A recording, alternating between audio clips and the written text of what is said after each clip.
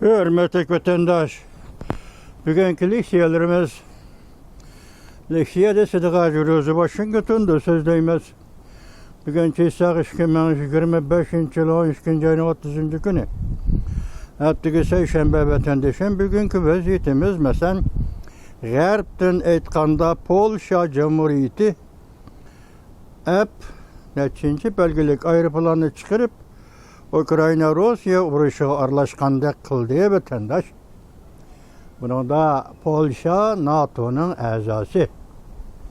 Rossiya Ukraina front urush maydoni yana qandaq o'zgarish bo'ldi buni ko'raylik. Oldimizda ko'ramiz ikkinchi Tayvan bo'g'ozining vaziyati. Tayvan bo'g'ozini aytganda Jungo Kompartiyasining ozodlik armiyasi Tayvan bo'g'ozi Tayvanning o'ziga 9 kilometr yaqinlab keldi. Emli o'q bilan manbari elib bordi. Bu to'g'ri Tayvanning prezidenti Lay Ching-te shundoq dedi. Tayvan degan Tayvan, Jungo degan Jungo. Tayvan hargiz Jungoning zimini emas. Jungo Tayvanni hargiz boshqarib boqqan emas. Bu javob intayin keskin javob. Garchi askarlarni qo'zg'atmagan bo'lsin, lekin ko'cha Tayvan ko'chalarida mudofaani kuchaytirdi vatandaş. Shuningdek Jungo Kompartiyasi alahzada. Alahzada bo'lishning yana bir tarafi nima desangiz vatandoshim, Jungo armiyasi Tayvanni qo'rishoq olib manevr o'tkazganda Amerika Qo'shma Shtatlarining 2 dona avtomatkasi Janubiy Jungo qirg'oqlariga, Janubiy Jungo tuproqlariga yaqin bir oraliqda dengiz yuzida to'xtadi vatandosh. Ondan qurshoqqa olganda Tayvan bo'g'ozini Amerika Qo'shma Shtatlarining kurash aeroplanlari hava ko'tarildi vatandosh. Endi yani nima deymiz desiniz, endan keyin ondan Amerika Qo'shma Shtatlarining odamsiz aeroplani Tayvanning havo boshlig'ida paydo bo'ldi. Jungolik uchun aytganda bu Jungo tahdid selyapti. Jungoga tahdid qayerdan kelyapti? Manda gapkan bu dunyoning ishi vatandosh. Masalan, Jungo Kompartiyasi Tayvanga hujum qilish mumkinmi?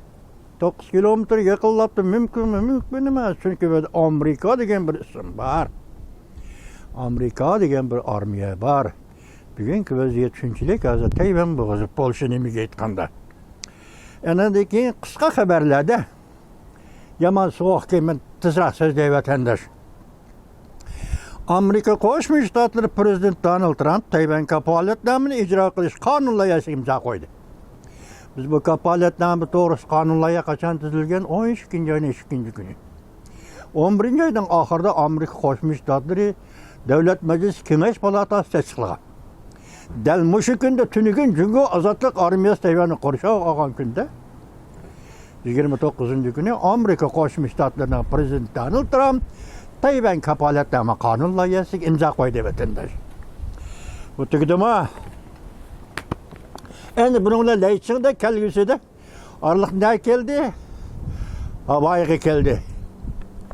Havoyiga keldi. Sizlarga so'zildi 19-kuni.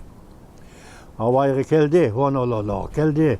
Kashmir harbiy bazasini ko'zdan ko'chirdi Tayvanning prezidenti Lay Ching-te. Endi bu qatim imzo qo'yildi, rasmiy imzo qo'yildi, qonun kuchga ega bo'ldi, qonun bo'ldi. Endi Lay Ching-te Tayvanning prezidenti balki Aqsaroyni ziyorat qilish mumkin degan. Endi ekran yana Jungo Kompartiyasi markaziy tashkilot bo'limi. Jungo Kompartiyasi markaziy ishxonasining amaldan qoldirish va amalga tayinlash qarori to'g'risida Saychi markaziy komitet ishxonasining mudirligida elib tashlandi.